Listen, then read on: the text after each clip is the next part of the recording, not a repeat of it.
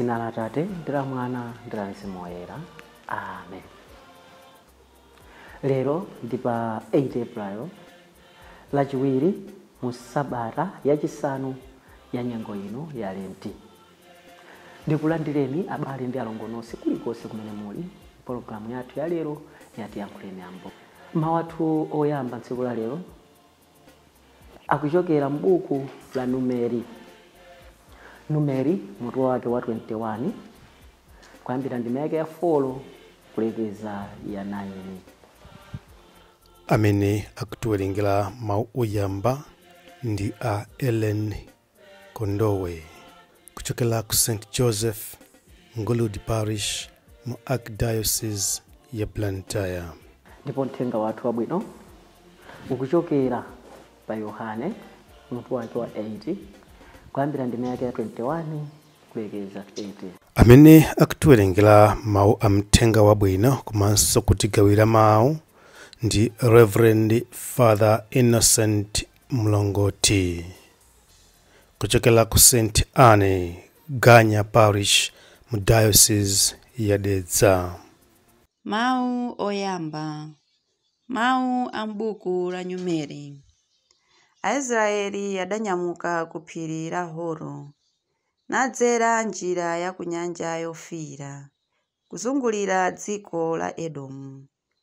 Koma pa njira adayamba kunyong'onyeka. Anthu aja adayamba kuyiringulira Mulungu ndiponso Mose. Adati, chifukwa chiyani mudatitulutsa m'dziko la Igupto kuti tidzafere m'chipululu muno? Pakuti kuno kulibe ndi chakudya chomwe, ngakhalenso madzi, ndipo chakudya chachabechi chatikola.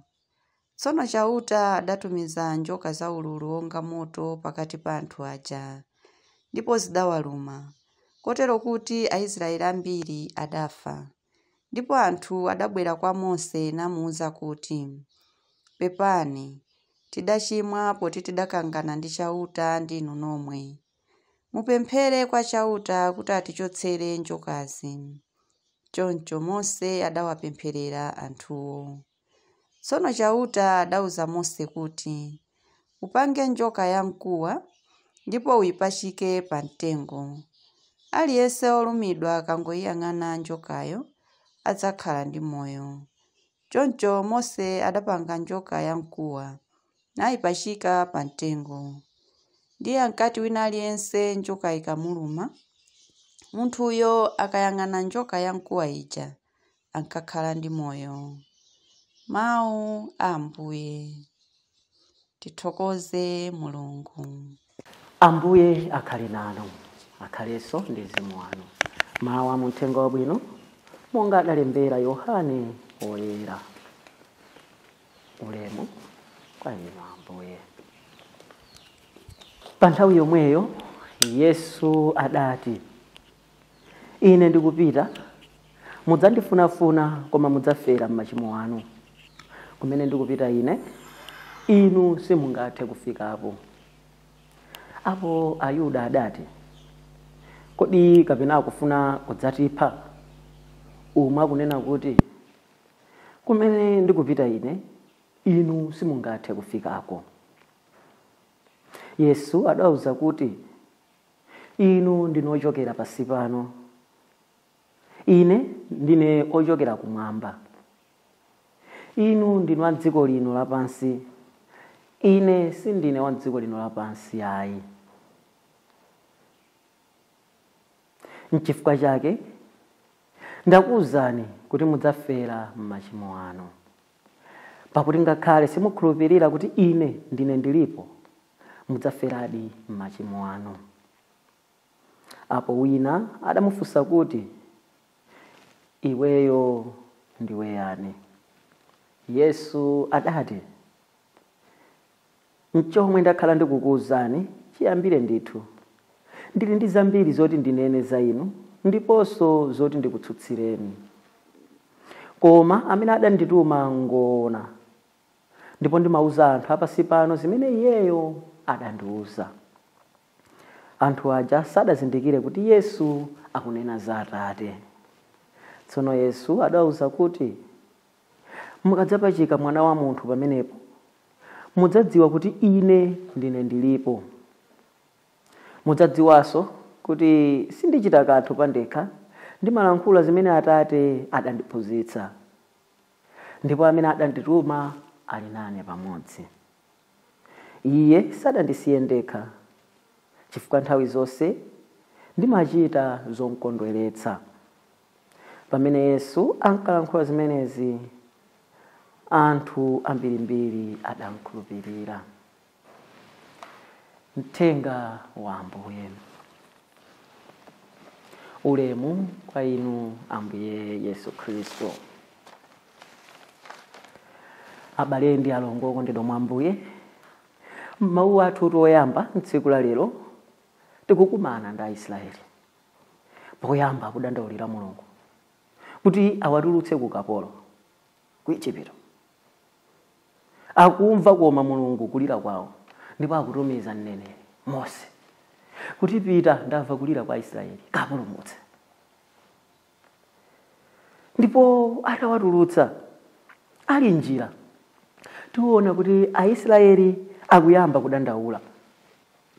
Ndipo chimene chikuyambitsa zimenezi ndi njala. Timamva ngakhale woyimba ena adayimba kuti njala nchilombo. Ndipo ngakhale one of the psychologists, Sigmund Freud, adanena kuti food is one of the chemical revealers. Kuti ngati mufuna mudziwe khalidwe la munthu, ikani chakudya. Ndipo izi zimaonekera umboni wake makamaka ena amene takhala umoyo wa sekondari, ucho amene timakanganirana panzere kuti tikalandire phaka. Ena mwina kusankho khala kumapeto tikatengeva pasi papoto. Ndi chifukwa chake njala tiona kuti imatisautsa pa moyo wathu wa tsiku ndi tsiku. Ndipo tikudziwa, monga tikudziwa tonse, chaka chino ndi chakampeni. Andale zambiri zimene azigwiritsa ntchito. Hayi, tikuona kuti makhala modya chitetse nthawi yonse. Ife tikubweretserani chimanga kuno. Mukangotivotera ndidzakawafetereza. Kuti nthawi ina yonse mwakanika bwanji. Mangotiona kuti tidzidya udzu, koma osafuna kuchitapo kanthu.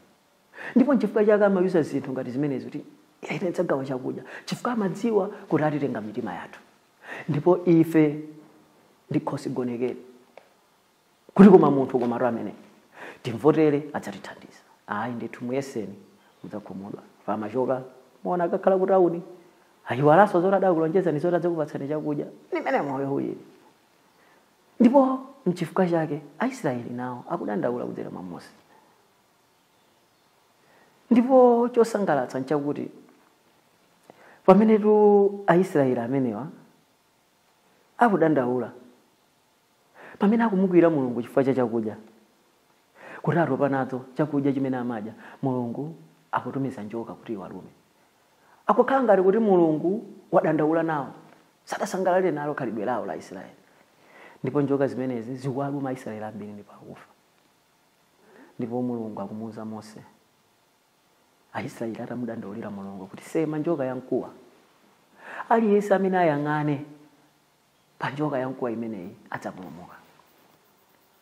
Ndipo izi sizikusiyana ndi zimene tazipeza mu uthenga wathu wabwino wa Yohane tsiku lali, kuti Ambuye Yesu tsopano nawonso tikati tayang'ana pa iwo pali mtanda wa chipulumutso. N'chifukwa chake Ambuye Yesu nawo adapachikidwa monga njoka yamkuwa ija amene idapachikidwira pa mtengo. Ndipo aliyense amene amayang'ana njoka imene ija amachira. Nafenso tikayang'ana mtanda wa Ambuye Yesu timapeza machiritso. Timapeza chipulumutso chathu. N'chifukwa chake nthawi zonse timayamba ngati ife Akatolika nthawi zonse ndi chizindikiro cha mtanda. Kuti m'dzina la Atate ndi la Mwana ndi la Mzimu Woyera. Kukumbukira kuti kudzera pa mtanda ndi pamene pali chipulumutso chathu. Choncho ngati anthu tikuyenera nthawi zonse kuphunzira monga Aisraeli aja kuyang'ana kwa Ambuye Yesu pa moyo wathu wa tsiku ndi tsiku. Ndipo tikati tionetsetse ambiri mwa ife Mulungu timamufuna nthawi imene tili mavuto. Mulungu akati watithandiza timantaya nthawi zonse kudandaulira pa mtanda wake, Ambuye thandizeni, onani banja langa likuvuta. nthawi zonse mukunkhala nkhonya tikumenyana lingi ndithu ilipo anaso nawo kulowerera wina alowerera amayi wina alowerera atate ndipo matupi adachita kupima kukhala osamenyana ayi ndithu sasayenda thupi kuyabwa kuti kodi lero simundimenyaso ayi mwina business yathu sikuyenda takumudandaulira Mulungu Ambuye thandizeni onani Ambuye ndikuvutika ndimene kuti ndimange nyumba kumuonani munthune ndazuzika pano ndagwa ngongole zosaneneka ndipo zina mwa zimenezi mwina mpaka nati mafuna kuti timwe chimbulu ayi ndithu tichotse moyo wathu kuti dziko lapasi taropa nalo